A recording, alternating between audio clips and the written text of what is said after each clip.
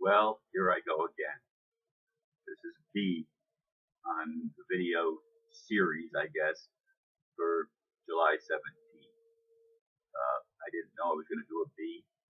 I don't know whether I'll do a C or not. But the title of this video is God Help Me, and the blurb is simple, one word, continuing. Indeed, I'm continuing where I left off on the previous video, after which I was able to get a little bit of sleep, till I woke up at 1 something in the morning and saw comments by my son saying, "That's a lie, Dad." And if there's anything that gets my goat, it's being called a liar. I've prided myself my whole life in telling the truth, even at my own expense at times.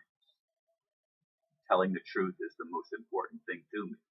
Now, maybe I didn't understand some of the things he was saying and some of the stances he was making in regard to taking medicines. However, I had no intention of bearing false witness, of telling lies. And it just irks me to be called a liar. And lots of things are irking me. So much so that part of me just wants to die and get the hell out of here because it's just too much to handle anymore. I just can't take continuing pressure of having my daughter and her family live under my roof. And I've told them they needed to be out by the beginning of the school year.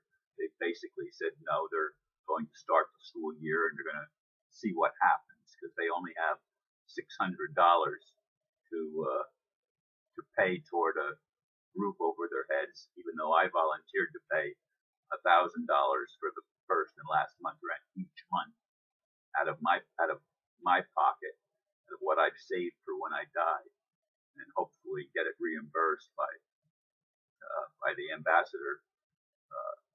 But that's something that he and I have talked about.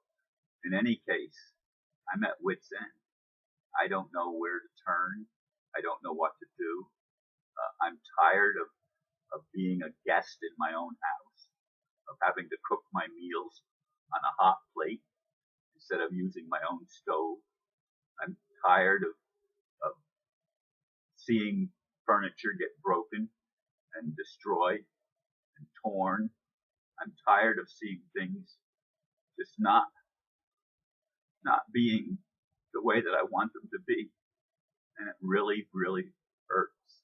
It really irks me that my own family is not giving me the support that I need to help me feel like my life is back together again and has some meaning, because it doesn't have meaning when I'm a guest in my own house and not even always treated as a guest, sometimes treated as an intruder. And this is, you can't understand if you haven't experienced it. You can't possibly understand how it feels to be treated like that by your own family, by people that you care about and you want to see succeed. Now, I've opened my doors to my family over a year and a half ago in November, when they had a situation in their own home where they could not any longer afford the rent on the property. So I let them live here till the end of the school year. Well, that school year came and went, and now another school year has come and gone. And they're planning now on starting a third school year under my roof at my expense. And I just simply can't take it.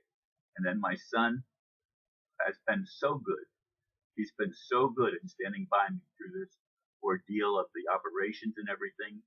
He paid the way.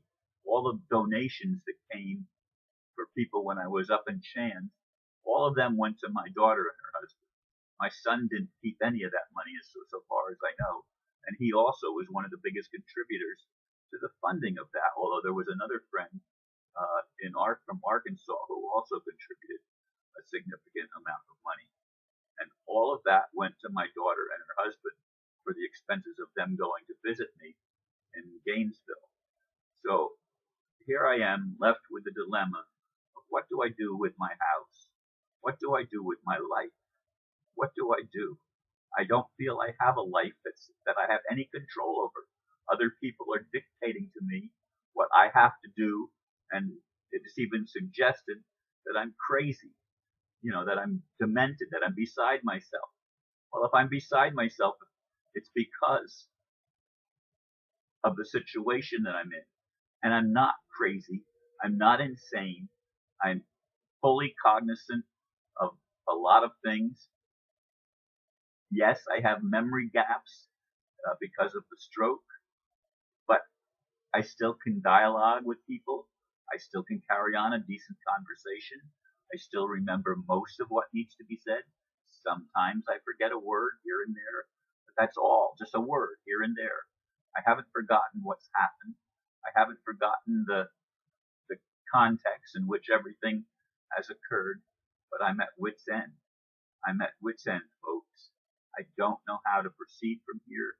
I don't know what to do, and it hurts.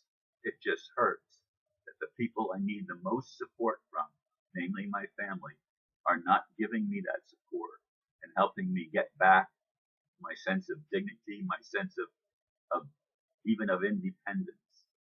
And so I ask for your prayers. I ask for your support, those that can hear me, and I ask for the healing in my family because I love my family. I want to give them the support that they need, but I don't want to be taken advantage of. Does that make any sense to any of you? I certainly hope so. Anyway, thank you for your prayers, and